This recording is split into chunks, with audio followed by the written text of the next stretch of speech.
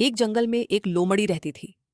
वह बहुत चालाक थी, लेकिन उसे एक और चीज का बहुत शौक था, दिखावा करना। एक दिन उसने बेल पर लटके हुए रसीले अंगूर देखे। उसके मुंह में पानी आ गया। वह उछली, लेकिन अंगूर तक नहीं पहुंच पाई।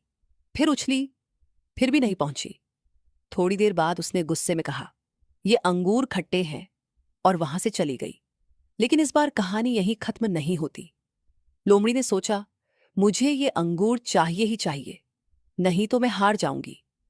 अगले दिन वह शहर गई, जिम ज्वाइन किया, कई दिनों तक मेहनत की, कूदना सीखा, शरीर मजबूत बनाया।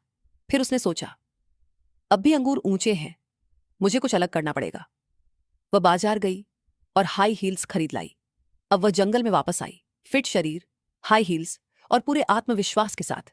वह उछली, और इस बार वह अंगूर तक पहुंच गई। उसने खुशी खुशी अंगूर तोड़े और खाने लगी। लेकिन जैसे ही उसने अंगूर खाए, उसे एहसास हुआ, अरे, ये तो सच में खट्टे हैं।